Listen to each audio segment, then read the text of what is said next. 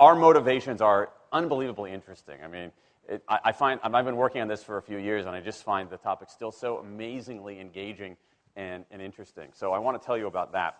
The science is really surprising. The science is a little bit freaky, okay?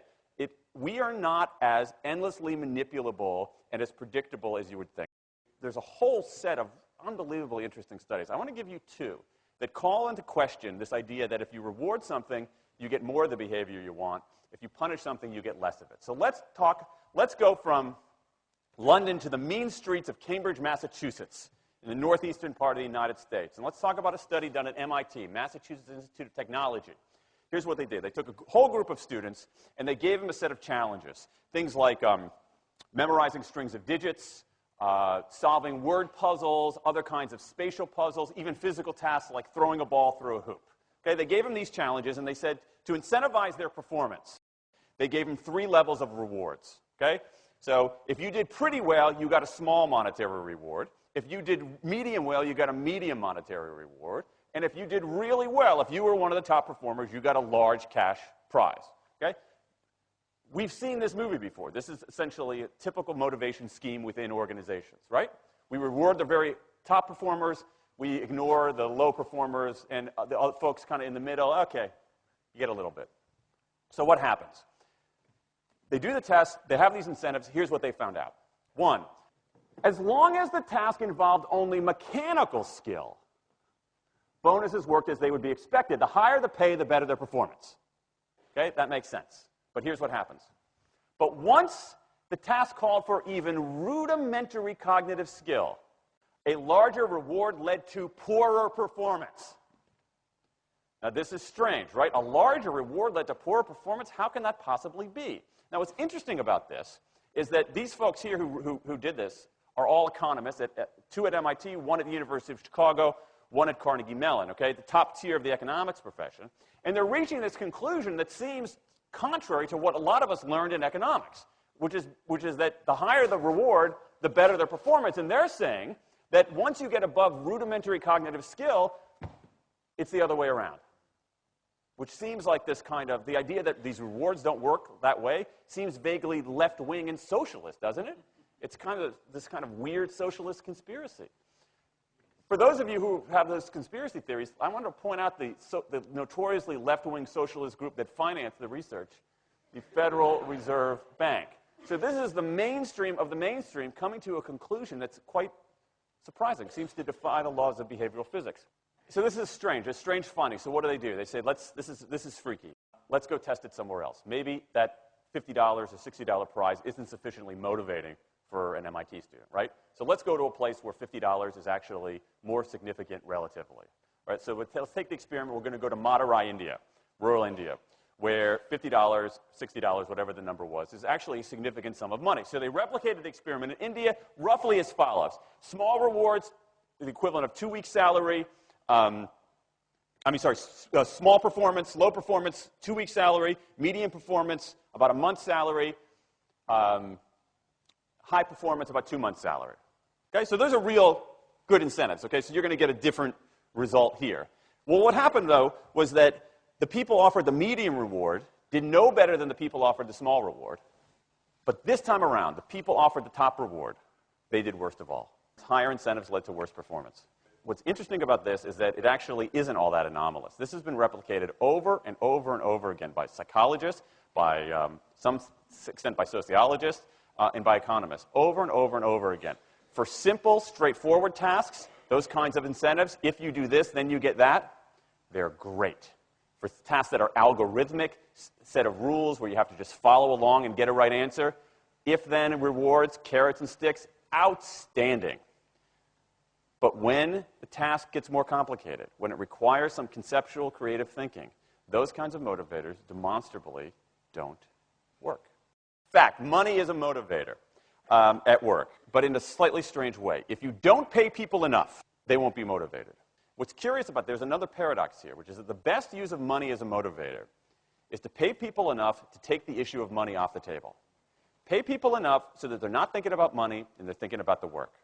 Now, once you do that, it turns out there are 3 factors that the science shows lead to better performance, not to mention personal satisfaction. Autonomy, mastery, and purpose. Autonomy is our desire to be self-directed, to direct our own lives.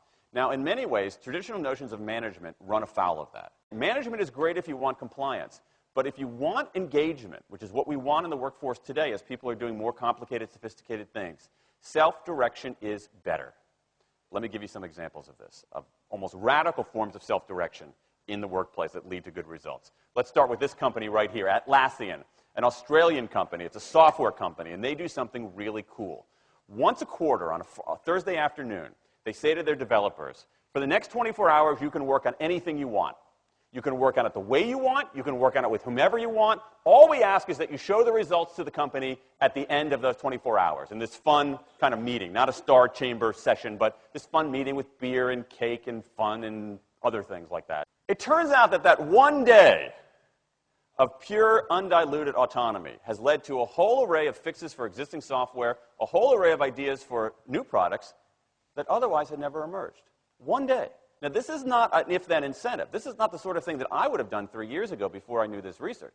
I would have said, you want people to be creative and innovative? Give them a freaking innovation bonus. If you do something cool, I'll give you $2,500. They're not doing this at all. They're essentially saying, you probably want to do something interesting. Let me just get out of your way. One day of autonomy produces things that had never emerged. Right, let's talk about mastery. Mastery is our urge to get better at stuff. We like to get better at stuff. This is why people play musical instruments on the weekend. You got all these people who are acting in ways that seem irrational economically. They play musical instruments on weekends. Why? It's not going to get them a mate. It's not going to make them any money. Why are they doing it? Because it's fun, because you get better at it, and that's satisfying. Go back in time a little bit. I imagine this if I went to my first economics professor, a woman named Mary Alice Schulman, and I went to her in 1983 and said, Professor Schulman, can I talk to you after class for a moment? Yeah. I got this inkling. I got this idea for a business model. I just want to run it past you. Here's how it would work. You get a bunch of people around the world who are doing highly skilled work, but they're willing to do it for free and volunteer their time, 20, sometimes 30 hours a week. Okay, she's looking at you somewhat skeptically there. Oh, but I'm not done. And then what they create, they give it away rather than sell it. It's going to be huge. I mean, she truly would have thought I was insane. Okay? It seemed to fly in the face of so many things. But what do you have? You have Linux powering 1 out of 4 corporate servers in Fortune 500 companies, Apache powering more than the majority of web servers, Wikipedia. What's going on? Why are people doing this? Why are these people, many of whom are technically sophisticated, highly skilled people who have jobs?